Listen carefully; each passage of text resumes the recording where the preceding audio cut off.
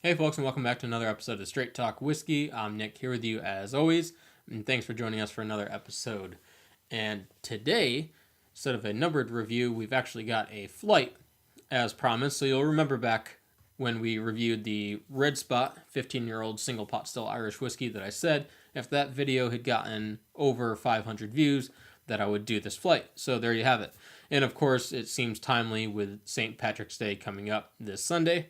So that ties in quite nicely to the theme anyway.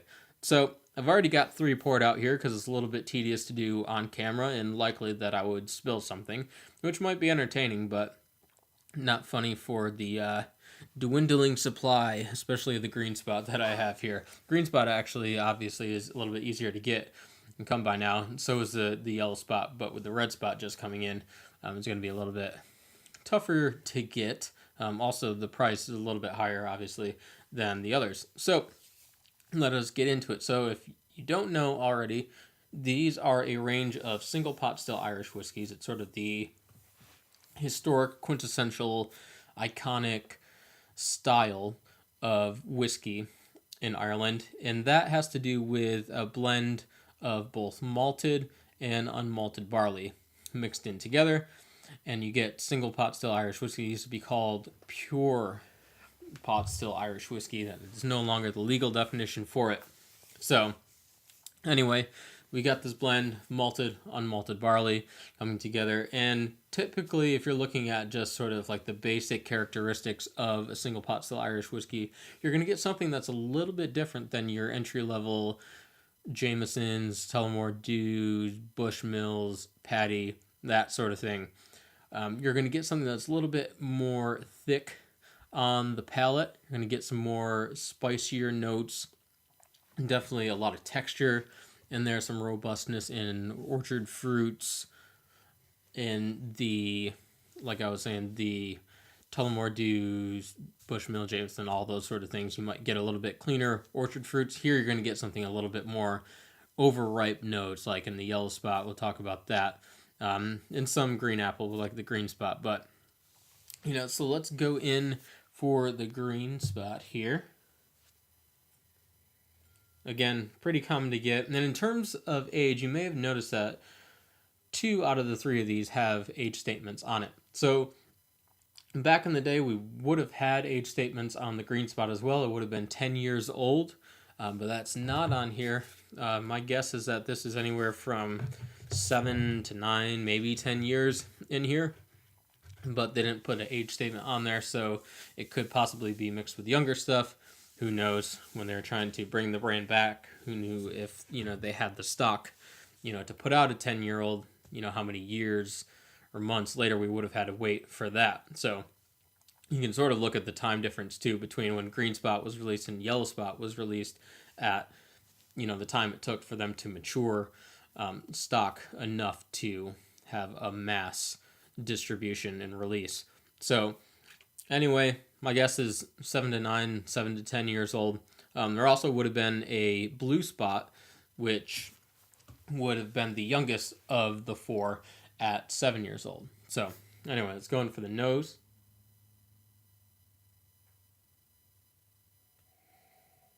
Now, the first thing that comes off of this is like sour green apple. Especially, it's got like sort of a candy note to it. As if you've ever had like a sour apple gum or lollipops or suckers or whatever the heck you people call these things, or candies. Warheads comes to mind as sort of the sour green apple, sort of like you pucker your face up kind of note. So a little bit of sour green apple going on in there. It's pretty light. The nose doesn't really jump out of the glass and give you sort of any real firm sense on what it is. It's very light. It's very fragrant in the sense of that the apple note there, but nothing too pungent on the nose. And if you weren't careful, or if you had sort of a blind tasting of these, you may just think that it's a traditional blend when you nose it. But obviously the difference is going to be when you taste it.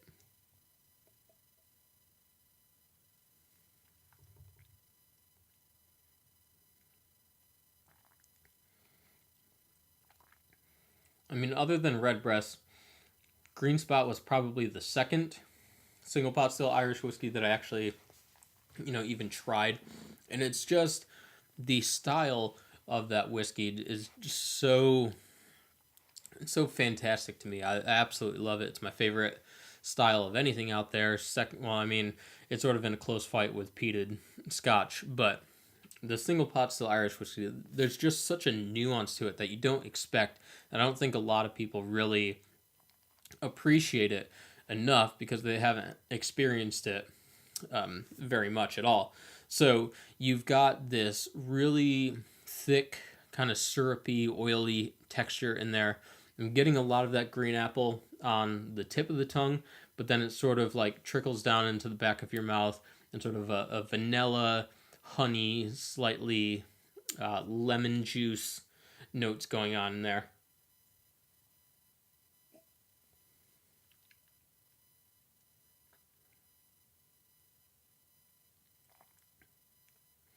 It's also got a nuttiness to it that sort of comes through in the finish. So, in some of these others, and certainly Redbreast, I pick up a lot of sort of like cracked peppercorn, and definitely almost like a rye spiciness to it. With the Green Spot, I don't really pick up that much on that. It's sort of more about the green apple and sort of these more muted notes. But I think the nutty texture and taste that I'm getting in there is it's sort of like almost like a trail mix or something like that without like all the fruits and whatnot. And also you get a little bit of like fresh baked bread in there, some confectionery sugar.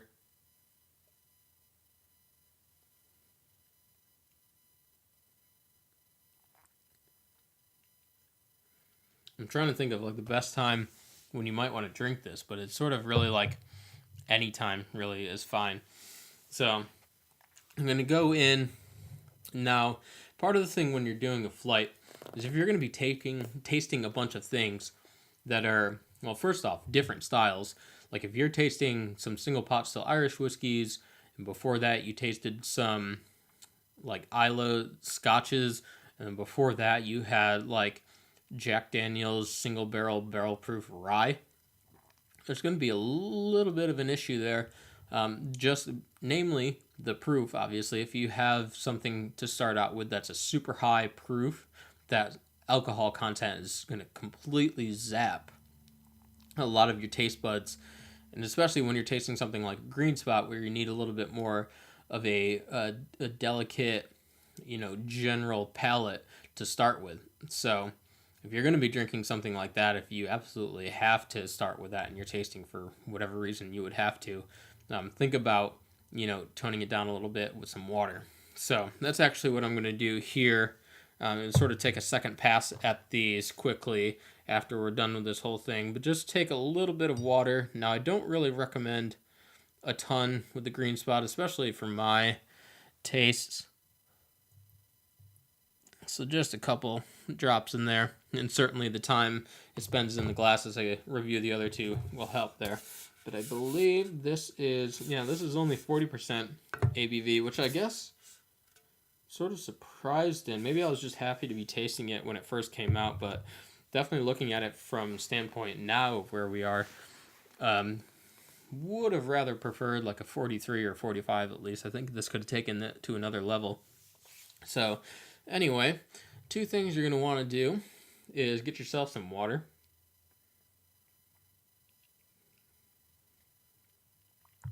Sort of cleanse the palate out. Also, you want to make sure that you're not drinking like ice cold water because that's going to numb a lot of your taste buds. So find something that's like room temperature-ish, or just pour yourself a glass of water and let it sit there for a little bit. It doesn't need to be warm or nasty or anything like that. Just sort of room temperature will do you fine. And then the other thing is when you get into the nose, it's kind of weird, but if you just sort of like sniff the back of your hand, right, because obviously it's a scent that we're used to being with it all of our lives. So this sort of gets you back to sort of a base level in terms of the nose when you go on to look at the next thing, which we'll do now. So now we've got the Yellow Spot 12-year-old.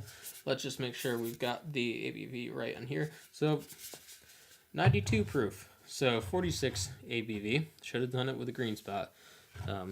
But here we are.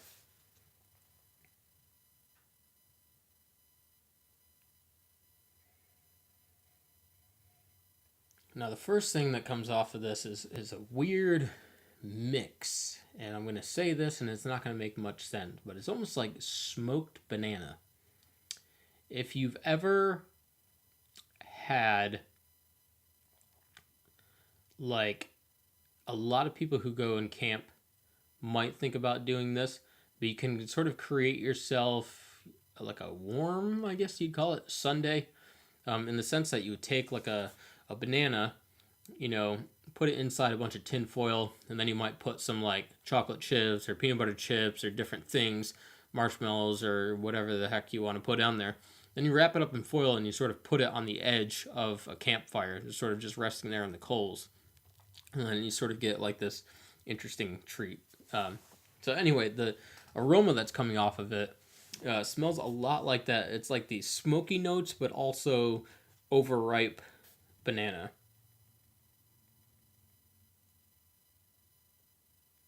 Also, and similar to the green spot, I'm also getting a honey note, that fresh baked bread, malt.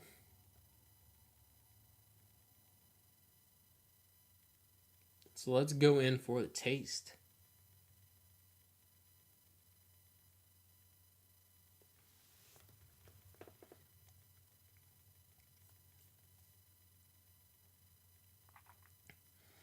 Now, the first thing I noticed about the Yellow Spot is that the texture is even more so thick, oily, almost got a chewable quality to it. And it's just like the perfect banana split. Sort of got the chewy, the remnants of banana on the aftertaste. It's thick, chewy, like I said, notes of vanilla, these toasted oak notes, little hint of malt in there.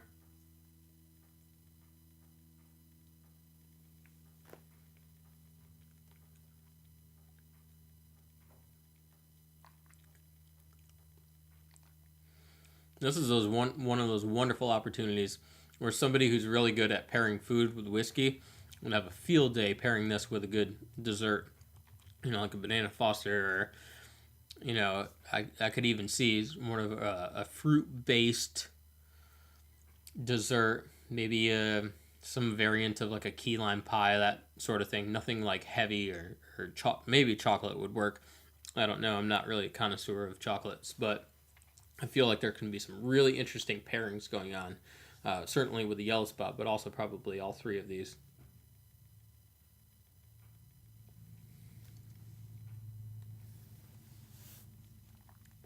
So overall, a wonderful like dessert whiskey after like a nice steak dinner or something like that. Just sit yourself down, a little bit of Yellow Spot. Telling you, it does the body good. So pick it up if you haven't already. So anyway, on to our last one here before this video turns into like 3 hours long.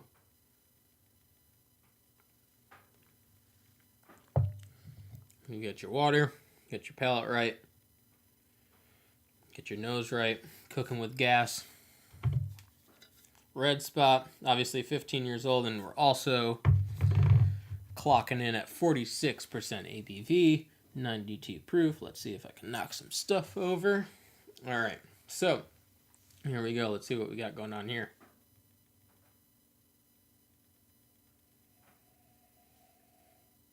Now, the first thing that I get out of the Red Spot is like an emptied red wine barrel. Not full, not overly pungent with these, you know, grapes or wine or orchard fruits or anything like that, but an empty wine barrel that's been sitting there, you know, in the bottom floor of a warehouse. It's sort of got like this musty, wood heavy influenced, nutty, but also fruity notes going on at the same time, which is really, really interesting.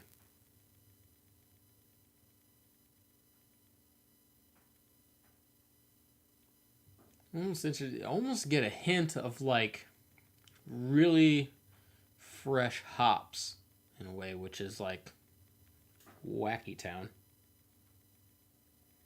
But there's such like a spry, youthful, invigorating, energetic note that's coming in here, which is interesting because obviously it's the oldest of all three of these. So it's going for the taste.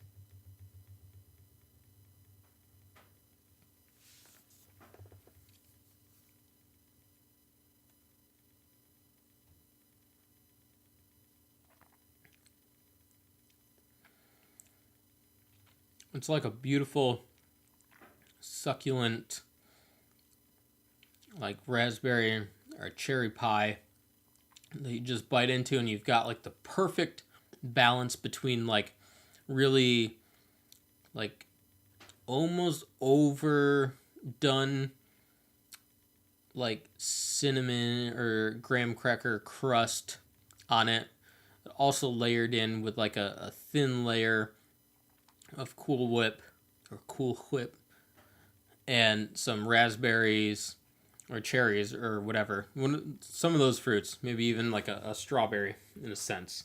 But it's just like this beautiful pairing of, or stack rather, of all three of those things.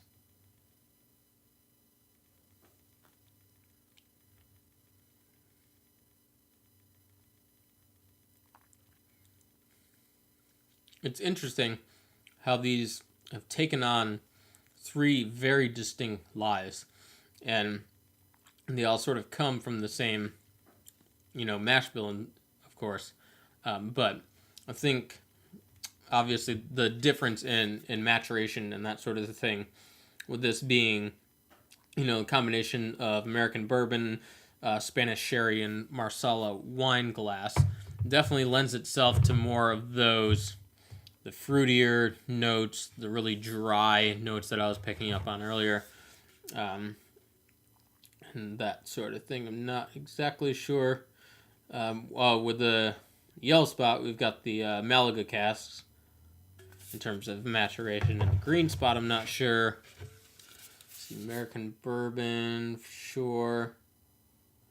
And I'm not sure what else, if there's any sort of wine cask that this was aged in. My guess is that it's not? Question mark?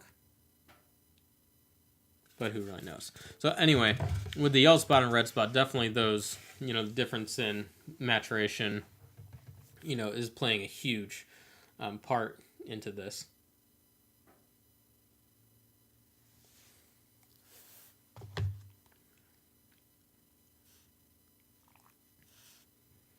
Yep, you saw that too. I just took that out of the drinking glass. But sometimes it be like that.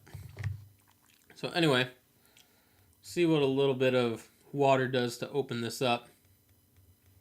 Well, the other ones have already been opening up, but in terms of not having to cleanse the palate and do that whole ritual, see what we got.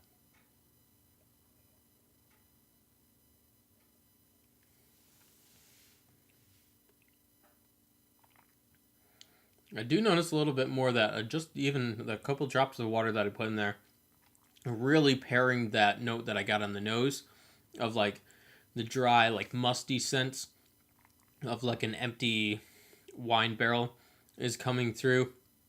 It's really got that sense heavily, but also like a little bit of like a char of like an inside of an oak barrel. Interesting, almost like staves on the inside of this emptied wine barrel that we're talking about.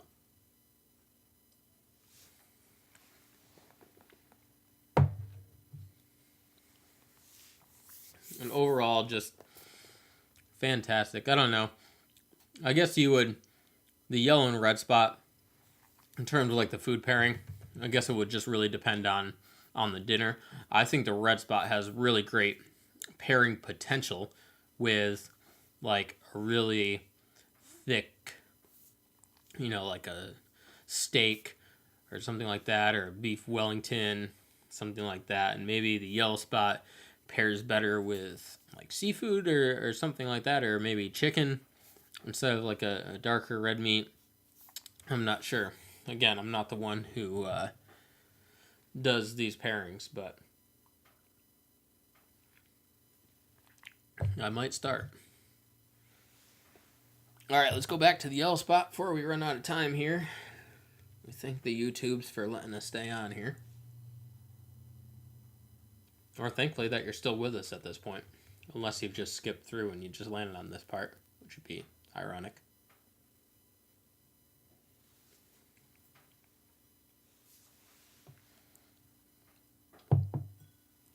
Now, if you've watched a lot of my videos, you know I'm not one to tone it down a little bit. I only put a few drops in there. I know I didn't go too crazy on it, but I think it was probably a little bit too much for the yellow spot and not totally to my liking. I would prefer to keep that as it is out of the bottle.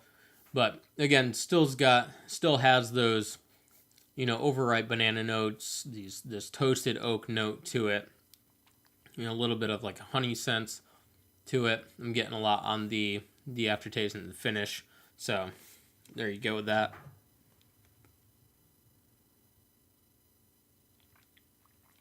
It's also got like a weird, like a bubblegum note to it on the finish, which is kind of cool. Well, because when you cleanse the palate and that sort of thing, you still have got some that linger typically in and around the gum area and sort of the corners of the mouth. And so you get that often with bubble gum, right? As you chew, and eventually you lose the taste in it until you move your tongue around a little bit, and then you're like, oh, you got a little bit of flavor still lingering on in there. So that's sort of what I'm getting with the yellow spot there. So let's go in lastly for the green spot.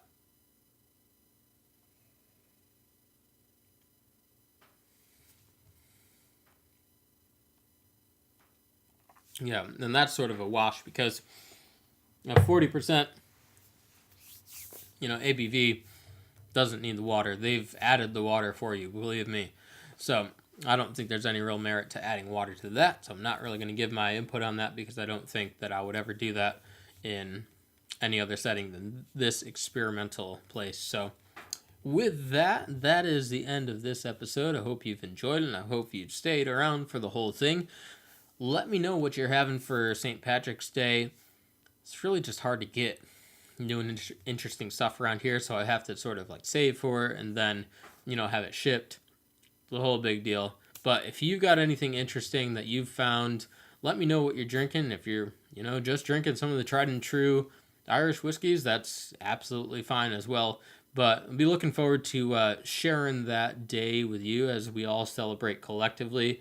Again, if you're not already, go on to Facebook. I've got the Irish Whiskey Club. That thing is really taken off. And of course, with St. Patrick's Day coming up in only a few days now, the people requesting to be a part of that has skyrocketed. So I have to go in and approve those. But make sure that you answer the question that's in there. It's very simple. It's what's your favorite Irish whiskey? If you haven't really explored Irish whiskeys yet, perfectly fine to say I haven't explored them. I'm looking to learn more about it, that sort of thing. I always allow those people in. Don't be one of those people that's like puts like a letter on the keyboard that's like K, and then just thinks that I'm going to accept them into the group for that. Or if you put down Macallan or Jack Daniels, you may want to read the label on the bottle because I don't think you'll find Irish whiskey anywhere in there, but I see those all the time. So anyway, if you want to be a part of the community, it really is a cool community. They're always talking about innovation. They're always talking about, what people are finding here and there. There's other groups on there, if you're looking to buy, sell, swap, barter, trade, whatever. That's totally out there for you, but it's an it has been emerging, and it continues to do so, market in the entire sort of spirits industry. So, come join us, be a part of it. This is fun. We're having a good time with it. We're being smart, being responsible, being safe, and just having a damn good time. So, I'll see you next week. I don't know what's going to be in store, but we'll have something new for you. So, until next time, we'll see you later.